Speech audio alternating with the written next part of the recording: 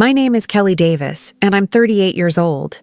For the past 15 years, I've dedicated myself to a career in cybersecurity, navigating the labyrinth of digital threats that loom over Fortune 500 companies. Every day, I dive deep into complex codes, hunt down vulnerabilities, and outsmart hackers bent on breaching networks. It's a world where precision, patience, and unwavering focus are the currency. I've built a reputation as one of the best, reliable, meticulous, and fiercely protective of the data I guard. To my clients, I'm a guardian, the silent shield standing between them and chaos. But at home, I'm a different kind of protector. I'm the family's tech lifeline and financial advisor, the invisible hand fixing the tangled messes no one else wants to touch. When the Wi-Fi crashes, I'm the one who's called. When Dad's old laptop won't turn on, I'm the one who revives it. When my brother Mark can't figure out his online banking, or worse, when he makes reckless financial decisions, it's me who cleans up the fallout. I'm the one who manages investments behind the scenes, who sets up secure online accounts, who keeps track of passwords and documents that no one else understands or bothers with. It's a role I accepted early on, partly because I'm good at it, and partly because I wanted to matter to my family. I thought that if I kept everything running smoothly, if I kept the digital cogs turning without a hitch, maybe, just maybe, my father would finally notice me, respect me, see me as more than the quiet daughter who never quite fits the mold. But Robert Davis, my father, barely acknowledges me. His eyes skim over me like I'm background noise. A nod here, a grunt there. No words of praise, no genuine interest, no warmth, just cold, calculated distance. Inside, I've lived with this subtle but persistent coldness for decades. Robert's approval has always been a prize just out of reach, dangling like a carrot I could never quite catch. It's exhausting. Every family gathering, every holiday, every tense conversation feels like a test I'm failing. But I've kept the peace. I swallowed the silence, bore the dismissive glances, and took on the invisible workload, because I believed that loyalty and sacrifice would eventually earn me his respect. Last week changed everything, though. We were at the family cabin, a place heavy with memories, both sweet and bitter. The air was crisp and sharp. Early winter had settled in, and the trees were bare, their skeletal branches scratching at the gray sky. Dinner was tense, a silent battle fought over barely spoken words and icy stares. Robert was his usual stern self, sharp with his criticisms, dismissive of my efforts. Then, without warning, he told me I needed a lesson. No explanation, no discussion, just those cold words hanging in the air like a threat. Before I could respond, he grabbed his coat, stepped outside, and left. But he didn't just walk away. He got into the black SUV parked in the driveway, started the engine, and drove off. I stood there, stunned, watching the taillights disappear down the winding road. Then I realized what had happened. He had left me 30 miles from home in near-freezing temperatures, alone and abandoned. No help, no phone call, no backup plan. I didn't argue. I didn't shout. I just stood there, letting the cold seep in around me as I watched him drive away. There was a strange clarity in that moment, a bitter acknowledgement that this was more than a test or a lesson. It was a message. And somewhere deep down, despite the shock, I felt a quiet readiness stir within me, a spark that told me I was not as alone or as vulnerable as he thought. Because what Robert didn't know was that I wasn't just his obedient daughter anymore. I was prepared, and my security was already on its way. From the moment I was old enough to remember, my father's coldness wasn't just a mood or a passing phase. It was the constant backdrop to my childhood. Robert Davis was a man of rigid expectations and little patience, especially when it came to me. His warmth, if it ever existed, was reserved exclusively for my younger brother Mark. Mark, the favored son, the golden child, the one who effortlessly earned my father's approval no matter what.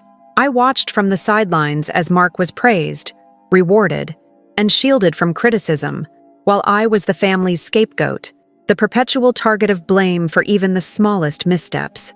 I recall one evening when I was about 10 years old, a memory that etched itself deeply into my sense of self. We were at the dinner table, the air thick with the smell of roast chicken and the hum of muted conversation. Mark had spilled a glass of juice on the tablecloth, and instead of a gentle reprimand, Dad dismissed it with a wave and a chuckle. Boys will be boys.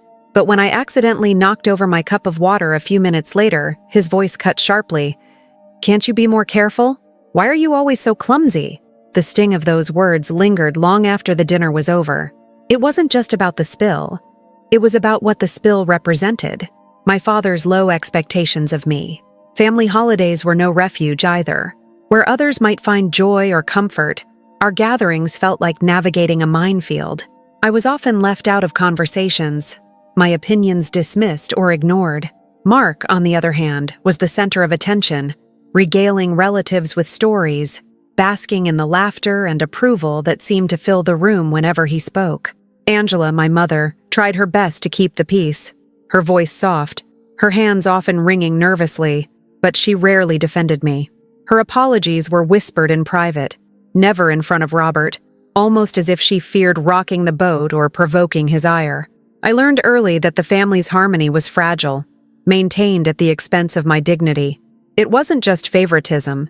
It was a pattern of exclusion and blame that cut deeper than any single moment. When something went wrong, I was the default suspect. Lost keys, forgotten appointments, miscommunications. If something didn't go as planned, the finger pointed my way. Meanwhile, Mark was insulated from consequences. When he failed a test or neglected a chore, there was always an excuse, an explanation, or a quick change of subject. The message was clear. I was the problem. He was the prized son. I tried to rationalize it, especially in those early years. Maybe Dad's harshness was his way of tough love, a misguided attempt to prepare me for the world. Maybe if I just worked harder, proved myself more, I could break through the wall of indifference and earn his genuine respect. I clung to these hopes quietly, tucking away the sharp edges of disappointment and burying the growing resentment beneath a veneer of compliance. But over time, those feelings hardened. The once faint hope of approval twisted into a silent frustration that I dared not voice. I became adept at masking my hurt behind polite smiles and nods, becoming the dutiful daughter who endured because that was easier than confrontation. The coldness wasn't just in his words or actions. It seeped into the very atmosphere of our family, chilling everything it touched. And I bore it alone, invisible and unacknowledged. Looking back, I see now that Robert's favoritism wasn't just about Mark. It was about control, about keeping me small, keeping me in my place.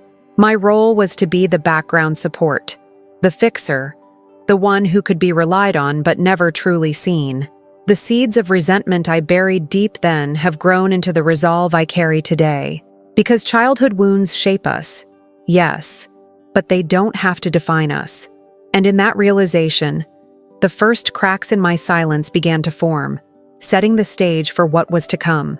I sacrificed a promising startup to support the family business's digital transition, often working nights and weekends unpaid. It wasn't a decision made lightly.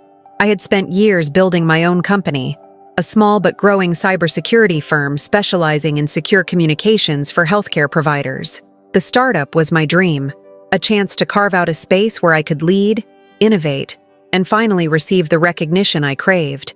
Yet when Dad called me back to help with the family's struggling business, I didn't hesitate. The company was bleeding money, tangled in outdated systems, vulnerable to cyber attacks, and my expertise was the lifeline it desperately needed.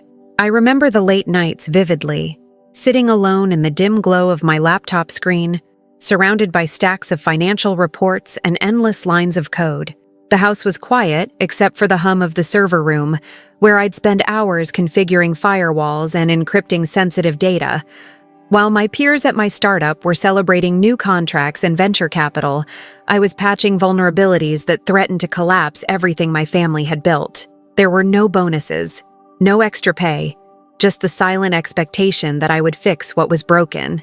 Weekends became a blur of conference calls with software vendors, training sessions for staff who resisted change, and frantic troubleshooting when systems crashed. I learned more about the family's financial mismanagement than I ever wanted. The sketches of reckless spending, the hidden debts, the deals Dad and Mark made without consulting anyone else.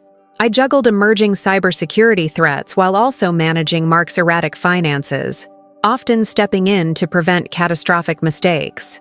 For example, when Mark impulsively invested in a risky crypto venture without doing his homework, it was me who called his broker, froze accounts, and minimized the damage. My phone buzzed nonstop as I rearranged payments, negotiated with creditors, and shielded the family from the fallout. And yet, all these efforts were invisible to them. Mark continued to act as if he was the golden boy, oblivious or indifferent to the chaos I quietly contained. Dad's dismissive comments about my desk job echoed in my mind as I handled the real crises no one else was willing to face. The weight of responsibility pressed down on me, yet I carried it silently, hoping these sacrifices would soften Dad's hardened heart. At home, the strain was undeniable. My husband, Tom, was patient but exhausted. Our 2 kids missed me when I was tied up with yet another emergency call. And family dinners became rushed affairs filled with my apologies and distracted smiles. I felt torn between 2 worlds, the professional life where I was respected and valued, and the family sphere where my contributions were overlooked or dismissed. There were nights I'd sit on our porch, staring into the darkness, wondering if any of this was worth it. Was the loyalty I gave so freely just feeding a black hole of neglect? Despite the emotional toll, I held on to hope. I told myself that one day, Dad would look at me and see not just a dutiful daughter or a fixer, but a woman who had fought tooth and nail for the family's survival. I craved a simple nod of approval, a word of thanks, something to show that my sacrifices mattered. But instead, the pattern persisted. My work taken for granted, my worth minimized. It was a silent war waged in the margins, a battle between my desire for connection and the cold reality of their expectations. Still, I never stopped, because deep down, I believed that loyalty meant enduring the pain, staying the course, and proving my value not through words but through action. I was the family's backbone, even if no one ever acknowledged it. And that, I thought, was all I needed to keep going. But beneath the surface, something was shifting. The quiet resentment I had buried for years began to swell, nudging me to question whether sacrificing my dreams, my time, and my sanity was truly loyalty or a trap. The unspoken rules of the Davis family were clear: give everything, expect little, and never complain. Yet the more I gave, the colder they became. And somewhere in that growing chasm, I started to see that my devotion was a double-edged sword, one that cut deeper every time I hoped for a change that never came.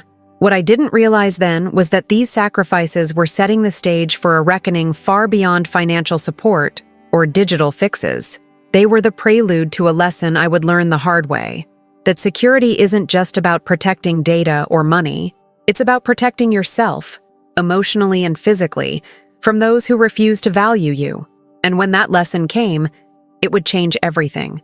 Last year's holiday party was supposed to be a moment of quiet triumph for me, a chance to share with family the promotion I'd earned after years of relentless work.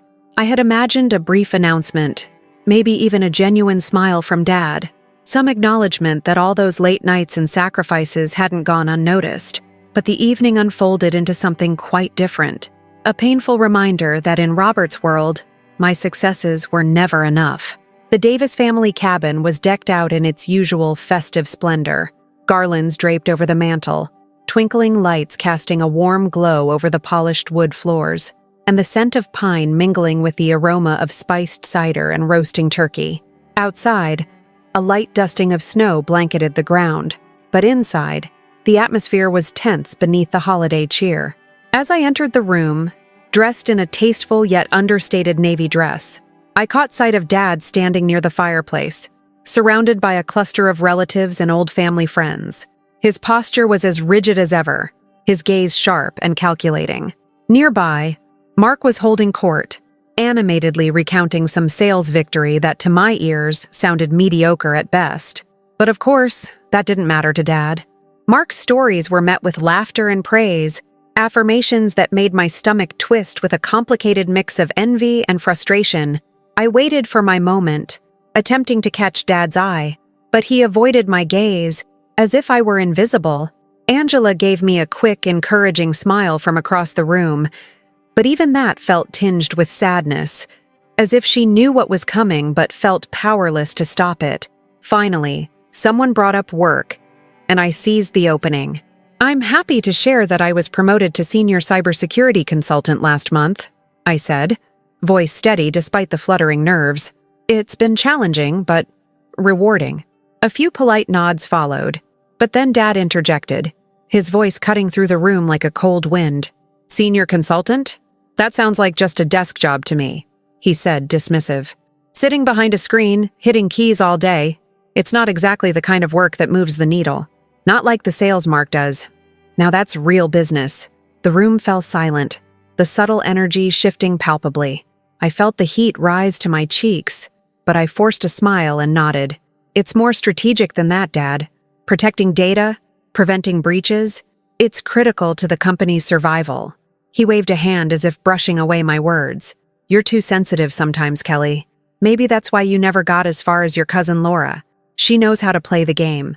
I glanced toward Laura, standing across the room with her husband, radiating confidence and success in her own right. The comparison stung deeply. Laura was indeed accomplished, but her path was hers, not mine. And yet, to Dad, I was always falling short. Too sensitive, not ambitious enough, not enough of anything. Angela approached me quietly later, her voice low and apologetic. "I'm sorry, Kelly. I wish things were different."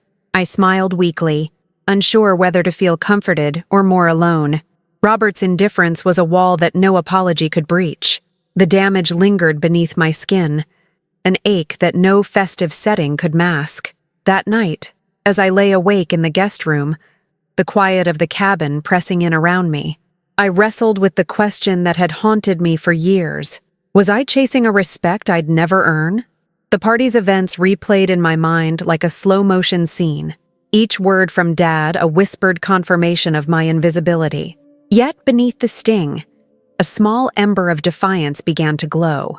If this was how things would always be, if my worth was to be measured only by Dad's cold, dismissive standards, then maybe it was time to stop seeking approval and start demanding the respect I deserved.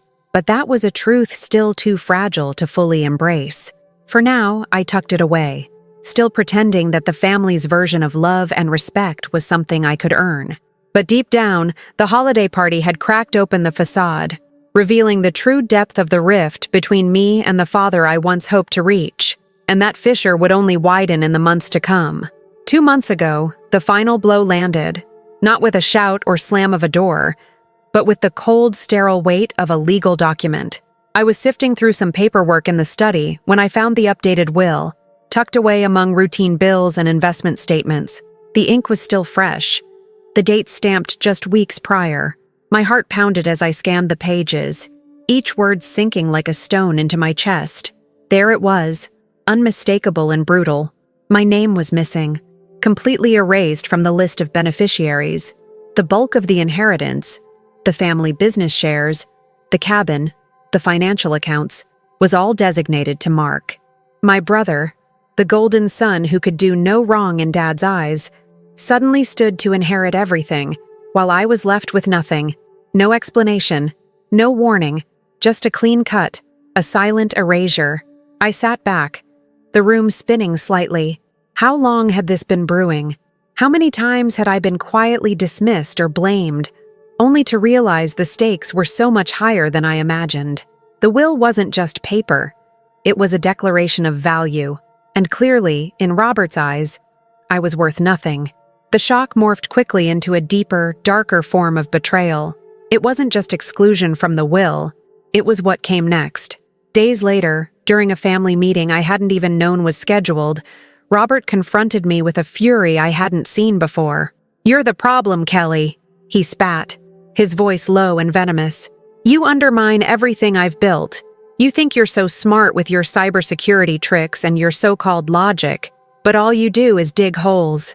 The business is failing and it's because of your help." His eyes burned into me, accusing, dismissive. I could barely breathe. My husband and kids stood silently in the background, stunned witnesses to the scene unfolding like a nightmare. The man who had demanded my loyalty, who had leaned on me to keep his empire afloat, was now blaming me for every hardship.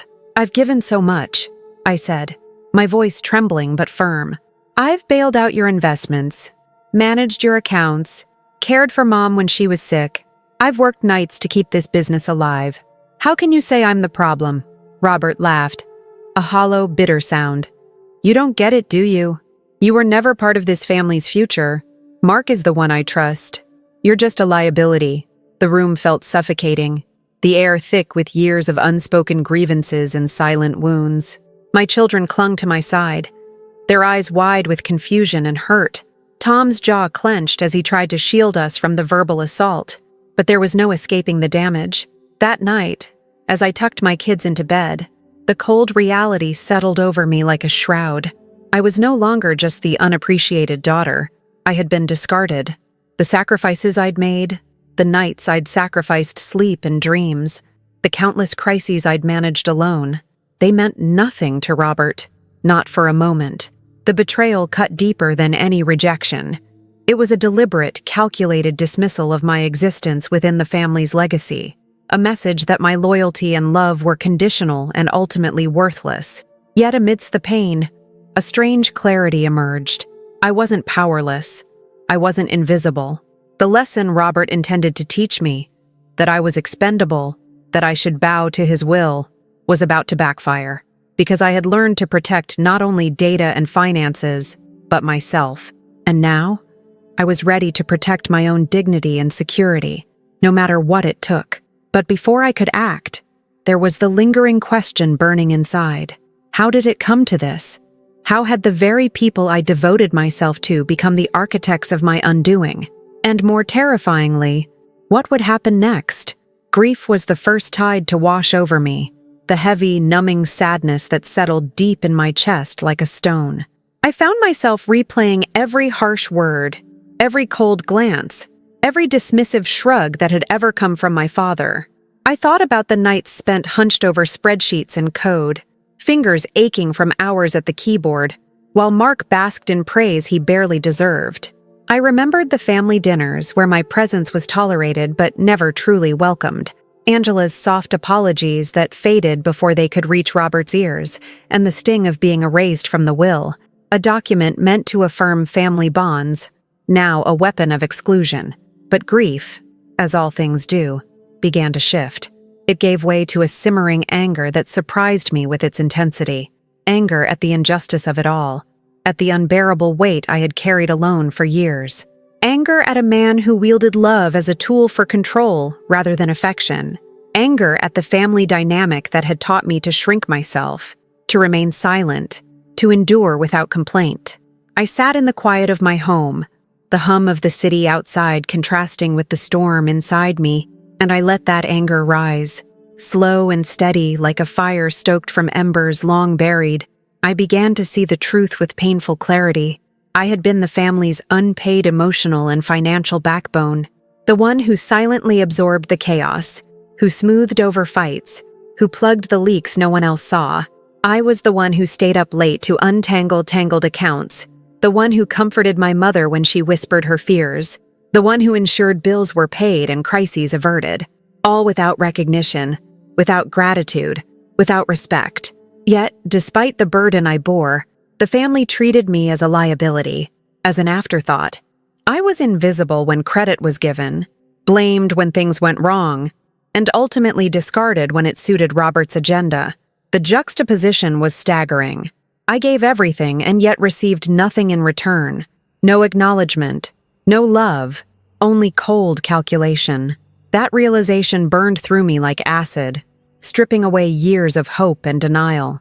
The facade of loyalty and obedience I'd maintained began to crack. I saw that Robert's lessons were not meant to teach me strength or resilience, but to keep me under his thumb, to remind me that in his world, I was expendable. But in that dark moment, a quiet resolve took root. The anger was no longer just pain. It became a fuel, a catalyst for change. I whispered to myself, almost defiantly, "They owe me nothing, and I owe them nothing." The years of silent suffering, the sacrifices made in the shadows, were no longer enough to tie me to a family that saw me as a threat or a tool. I understood then that the lesson Robert thought he was teaching me was his greatest mistake, because I wasn't the fragile, obedient daughter he believed he could control. I was a woman who knew her worth, who had learned to protect herself in the harshest ways imaginable, and I was done being a passive player in their game. The house felt colder now, but that chill was no longer a reminder of rejection. It was a challenge, a call to arms to reclaim my dignity, my voice, and my security. I would no longer let the past dictate my future. The path ahead was uncertain, but for the first time in a long time, I felt the fierce clarity of purpose. The lesson I was about to teach them, starting with Robert, would be one they never expected, and it would begin with me standing firmly in my strength, refusing to be invisible any longer. After that brutal awakening, the moment when I fully saw how expendable I was to my family, I knew I had to shift gears. But this wasn't going to be a reckless, emotional confrontation. No. After years of quietly keeping everything afloat, I had learned the power of patience, precision, and preparation. I began what I now think of as my strategic planning phase, a careful orchestration of facts, evidence, and boundaries that would finally tilt the balance in my favor. The first step was mapping out exactly how intertwined they were with me, and how reliant. I traced each thread of dependency like a cybersecurity breach, following the digital and financial footprints I'd been managing for years. From the family business's bank accounts to Mark's impulsive investment portfolios, from the shared online services to the caregiving responsibilities I shouldered for Mom during her fragile health episodes, I cataloged it all meticulously. I opened my encrypted digital journal, a private fortress where I had been documenting slights, financial transactions, and family interactions for years. It had started as a coping mechanism, a place to vent frustration, but it had evolved into a comprehensive archive. Now, it became my playbook. Every mismanaged account, every reckless decision concealed under Dad's iron grip, every time I had bailed them out without thanks, it was all there, time-stamped, backed up, and organized. I dug deeper into the family business's financial statements, once again poring over spreadsheets and bank records.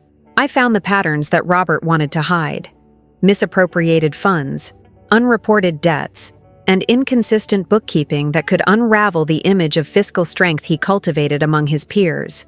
I gathered copies of contracts, invoices, and emails that exposed key moments of neglect or deception. This wasn't just about protecting myself anymore. It was about holding them accountable. Meanwhile, I examined access logs and digital fingerprints. As the family's unofficial IT guardian, I had admin rights on shared devices and accounts.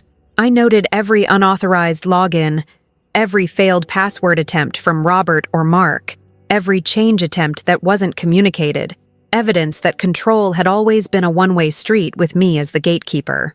The irony wasn't lost on me. They tried to keep me out, but I had the master keys. I also considered the caregiving side of the equation. When Mom's health declined, I coordinated doctor appointments, managed medication schedules, and handled insurance claims, tasks that required patience, compassion, and time.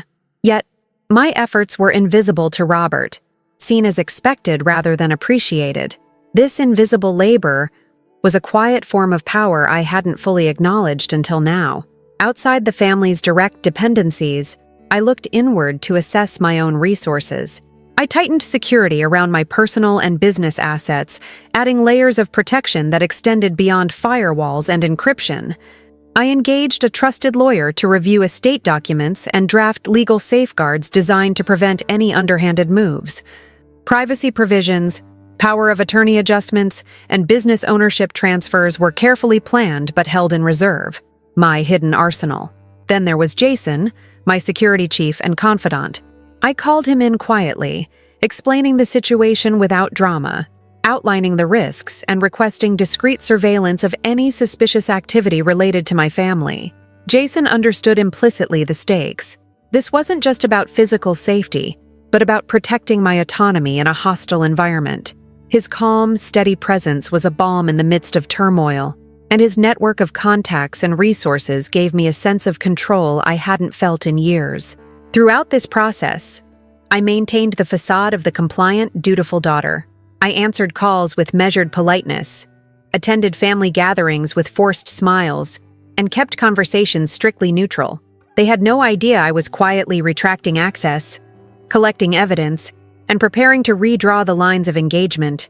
I watched Robert's calculated indifference, Mark's entitlement, and Angela's anxious attempts at peacekeeping with a new detachment. The dynamic was shifting, and I was steering it. Every step I took was deliberate. I planted legal and digital safeguards like silent tripwires. I documented every interaction with care, knowing that someday this record might serve as my shield and sword. The lesson I'd learned in cybersecurity, that preparation and patience are often more powerful than brute force, was now my guide in this family battle. I wasn't just protecting data or finances anymore. I was protecting myself from manipulation, from betrayal, and from the cold calculus of a family that had never truly valued me. The roots of control they had planted in my life were about to be uprooted by the very tools I had honed over years of quiet sacrifice. And so, behind the scenes, the groundwork was laid. The silent plan took shape, steady and unyielding. What came next would be a decisive move, not in anger or desperation, but in calculated strength. Robert and Mark thought I was the obedient daughter, but they had no idea that I had already begun to rewrite the rules. I began the withdrawal of support like a surgeon making precise incisions, deliberate, careful, and strategic. It wasn't a sudden severance or a dramatic confrontation. It was a gradual pullback, almost imperceptible at first, designed to unbalance the fragile ecosystem my family had relied on for so long. The first sign was delaying loan payments. For years, I had been the silent guarantor behind Mark's impulsive ventures and Dad's reckless investments, covering their overdrafts, smoothing over late fees, and preventing creditors from knocking at their doors. Now, I started to let those payments slip, just a day or two at first, then a week. I monitored the ripple effects closely, watching quietly as the usual smooth flow of funds began to stutter. My phone stayed silent, the calls from Robert and Mark absent or deferential, still underestimating the shift that was underway. I declined weekend visits, those routine family check-ins that had always felt like obligations rather than joys. The texts and calls from Angela grew more frequent, her voice tinged with concern and confusion, but I kept my answers neutral and brief. "I'm tied up with work," I said. "Maybe next time." It wasn't cruelty. It was boundary setting. For the first time, I was reclaiming chunks of my time and space, moments previously swallowed by their endless demands. I traded restless nights spent troubleshooting their crises for a few hours of quiet, of uninterrupted focus on my own life and family. That choice, though small on the surface, felt revolutionary. The most profound shift came in the digital realm, my domain, and the one where my control truly held power. I changed passwords on shared accounts, servers, and business platforms without fanfare. I updated security protocols, enabling two-factor authentications and revoking access for Robert and Mark on key financial and operational systems. These changes were invisible to them at first, masked by the seamless facade I maintained in conversation. When they tried to log in, their passwords failed. Their attempts flagged silently in my security logs, but met with no immediate explanation. I watched as their frustrations simmered beneath the surface, knowing that each locked door was a quiet assertion of my authority. Family calls and messages became sparse, filtered through a polite but firm barrier. I returned only those that respected the boundaries I now enforced, and even then, my tone carried a cool distance. The old dynamic of eager compliance was gone, replaced by a guarded reserve that left them guessing at my true intentions. When Robert pressed for explanations, I offered nothing beyond vague references to personal matters and busy schedules. It was a strategy born from years in cybersecurity. Never reveal your hand too soon.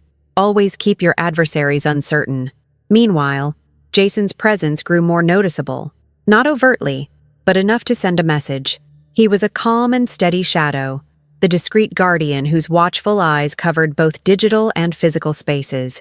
From monitoring suspicious account activity to ensuring that no surprise visits or unannounced entries crossed the boundaries I set, His vigilance was a vital layer of protection.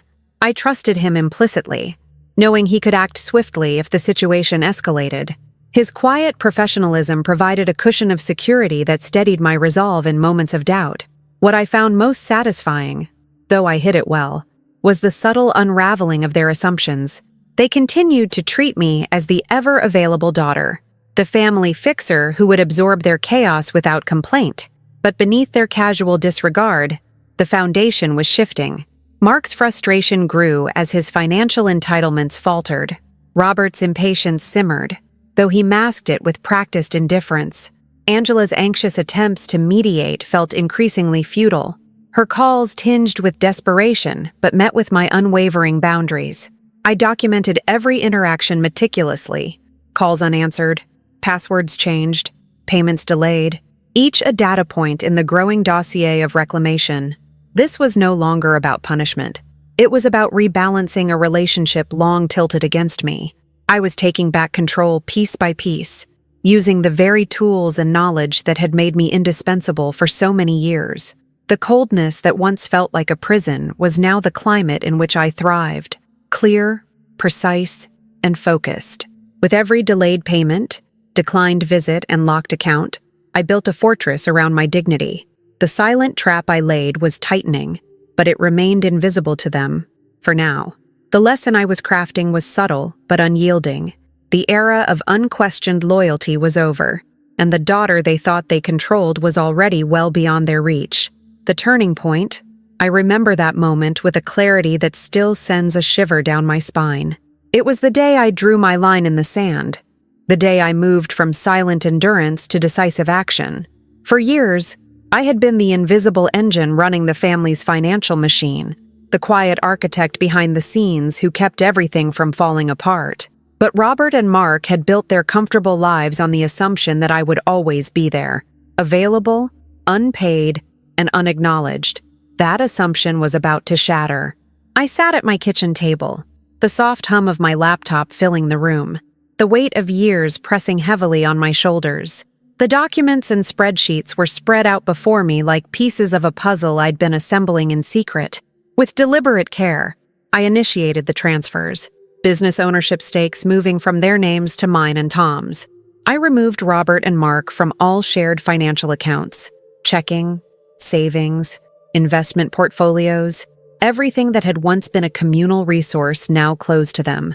Each click felt like reclaiming a piece of myself that had been borrowed without consent for far too long. I remember the rush of cold determination as I confirmed each change. This wasn't just about money.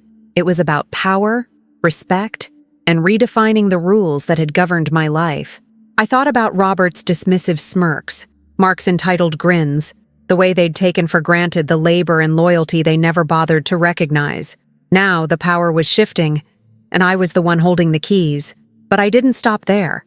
I knew that words alone wouldn't carry the weight needed to alter the family dynamic. So I compiled the evidence I'd been gathering over months, the financial records, the email exchanges, the bank statements that proved my silent funding of the business during its toughest times. I drafted a detailed letter addressed to the family, laying bare the truth they had tried to bury in denial and silence. It was meticulous, factual, and unflinching. I explained, without bitterness, how I had been the backbone propping up failing ventures and reckless decisions. I made it clear that my continued support was conditional on respect and accountability. I sent the letter through certified mail, ensuring there was a record that none could deny. The days that followed were electric with tension. Robert and Mark's silence was deafening at first. No calls, no messages, no attempts to acknowledge the upheaval. I imagined the shock rippling through their comfortable bubble, the sudden realization that the safety net had vanished.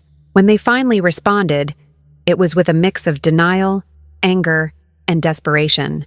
Robert's voice was sharp and accusing when he called, trying to paint me as the villain who was sabotaging the family.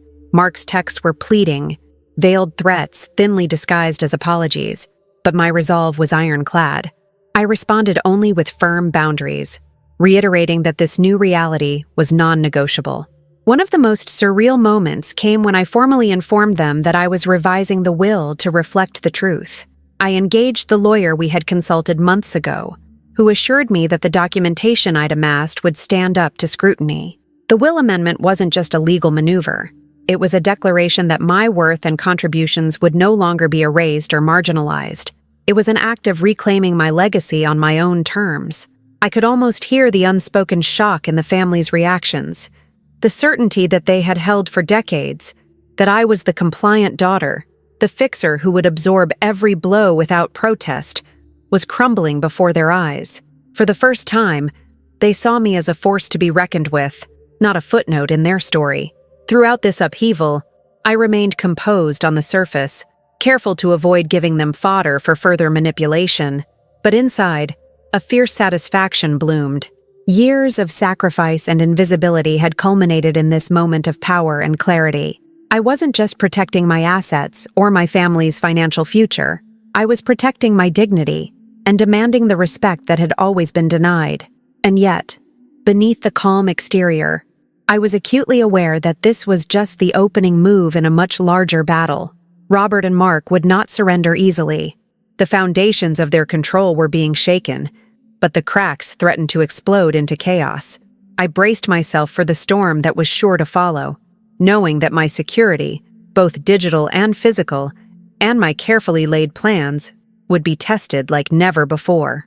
As the dust settled on that day of decisive action, I realized something profound. The lesson Robert had intended to teach me, that I was replaceable and powerless, had become his greatest miscalculation. I was no longer the daughter waiting for his approval. I was a woman claiming her power and rewriting the narrative. In that moment, I smiled quietly to myself, knowing that the true lesson was mine to give, and it would be one they never expected. The moment I cut off the financial lifelines, everything my father and brother had taken for granted began to unravel with startling speed. It was like watching a carefully balanced house of cards collapse. Only this house had been propped up by my silent labor for years. Suddenly, bills started piling up in their mailboxes unchecked. Overdue notices arrived with increasing frequency, and vendors who once turned a blind eye to late payments slammed the door shut. The buffer of my support was gone, and the tough realities they had long ignored now came crashing down. I could almost hear the clatter of their comfortable world breaking apart. Robert's usual confident composure faltered, replaced by terse phone calls filled with desperation and thinly veiled threats. Mark's entitlement, once so brazen, now gave way to frantic pleas and excuses. The golden boy who had lived in the shadow of my quiet work was suddenly exposed, his careless spending and reckless decisions no longer shielded by my interventions. I watched as their social standing took a nosedive. Old business contacts who had nodded politely to Robert's name now hesitated, skeptical whispers rippling through the community. Invitations to exclusive events vanished, replaced by cold shoulders and guarded glances. Robert's calls flooded my phone day and night, a relentless barrage of apologies that mixed guilt with blame, each word dripping with the realization that his empire was crumbling without my support. "Kelly, please, we can fix this," he begged once, his voice cracked and weary. "I never wanted to lose you. Can't we find a way back?" But the years of neglect and dismissal had carved a deep trench between us.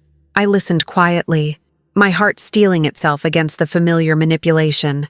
This was no longer about reconciliation. It was about accountability.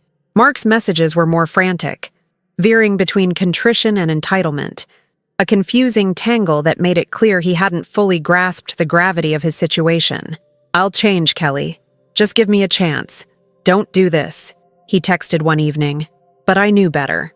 His actions had always spoken louder than words, and I was done being the safety net for his recklessness. Angela, ever the peacekeeper, reached out in a quieter, more measured way. Her voice trembled with concern during our calls, pleading for calm and understanding.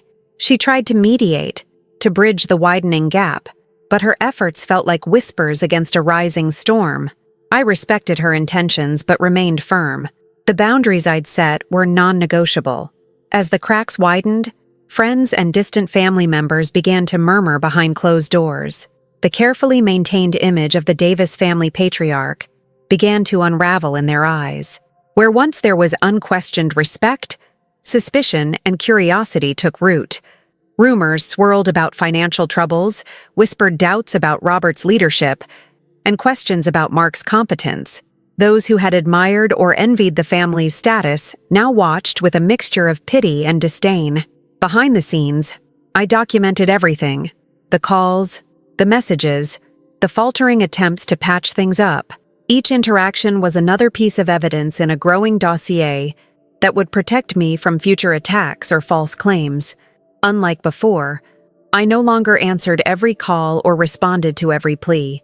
My replies were sparse, polite but firm, reflecting the boundaries I had painstakingly erected.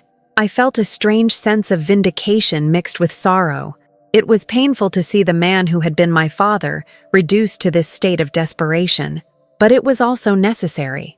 He had taught me through years of coldness and neglect that respect is earned, not given freely. Now, the scales were tipping. Mark's confidence eroded visibly, his bravado replaced by uncertainty and fear. The golden child's facade cracked, revealing vulnerabilities he'd never allowed himself to acknowledge. Without my financial backing, his world was no longer a playground, but a precarious balancing act teetering on the edge of collapse. Despite the chaos, I remained steady, anchored by the presence of Jason, who monitored our safety with unwavering vigilance. His calm professionalism was a balm, reminding me that I wasn't alone in navigating this storm.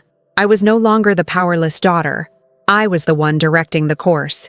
Yet, as the fallout intensified, I knew this was just the beginning of a longer, more complex battle. The comfortable lives Robert and Mark had built were crumbling, but how they would respond next was uncertain. Would they rise from this reckoning changed, or would they dig their heels in deeper, unwilling to admit defeat? That question hung in the air like a storm cloud, promising more turbulence ahead. For now, I held my ground, resolute and unwavering, ready for whatever came next. The aftermath of cutting off the financial lifelines hit the Davis family like a sledgehammer. Almost overnight, the carefully balanced illusion of stability began to shatter. I started receiving urgent messages from banks, creditors, and vendors, notes marked in bold red, demanding immediate payment or threatening legal action. Statements piled up with overdue notices for the family properties, some with warnings of imminent foreclosure. The house in the suburbs, the lakeside cabin, both suddenly vulnerable. I could almost feel the weight of those threats pressing down on Robert and Mark, their comfortable existence unraveling thread by fragile thread. I watched from a distance, maintaining my carefully constructed calm, yet inside, I was aware of the seismic shift unfolding. Robert's once unshakable confidence was cracking. Calls flooded my phone, his voice laced with desperation and guilt. "Kelly, please, this isn't how it has to end. We can fix this. I can fix this," he said one night, his tone raw, fractured. But there was no pleading that could undo years of coldness, of neglect, of dismissing me as invisible and expendable. I listened quietly, steeling myself against the familiar tug of guilt and obligation. This time, I would not be swayed. Mark's reaction was more chaotic. The spoiled golden boy, who had always taken my help for granted, was suddenly exposed. His texts were frantic, begging for reprieve, promising to change, to be responsible, empty words that I'd heard before. "Please, Kelly, I need another chance. I'm sorry. I'll do better," he wrote, the desperation bleeding through the screen. But his actions had always spoken louder than his promises. I had no intention of stepping back into the role of his financial safety net. Meanwhile, Angela, my mother, tried her usual role as peacemaker. Her voice was a soft whisper of concern during our few conversations, laced with a fragile hope that we could somehow restore balance. "Kelly, your father is under so much pressure. Maybe there's a way to find common ground?" she suggested cautiously, but I held firm. The boundaries I'd set were not negotiable. For years, her well-meaning pleas had fallen on deaf ears, and this time, I wasn't willing to sacrifice my own well-being for a fragile family peace that had always come at my expense. As the financial pressures mounted, the cracks in the family's veneer became impossible to ignore. Vendors who had once overlooked late payments or extended credit terms now shut down accounts. Key contracts were canceled. Business associates shifted their alliances, whispering doubts about Robert's leadership and the sustainability of the family enterprise. Invitations to social circles and industry events ceased, replaced by wary glances and pointed questions. The Davis family name, once synonymous with success and stability, was now whispered about in tones of pity and suspicion. The stress manifested physically in Robert and Angela. I heard from a nurse friend that Robert had started having severe migraines and sleepless nights. Angela's anxiety grew so intense it was affecting her heart. Doctor's appointments multiplied, and while I was no longer their unpaid caretaker, I couldn't help but feel a hollow ache watching the toll the unraveling was taking. But this was the consequence of years of denial, manipulation, and refusal to face reality. In the midst of this chaos, I remained composed, documenting every interaction with clinical precision. Calls went recorded, messages saved. I knew that maintaining a detailed record was not only a shield, but a sword should the battle escalate. This wasn't personal vendetta. It was a strategic reclamation of my dignity and security.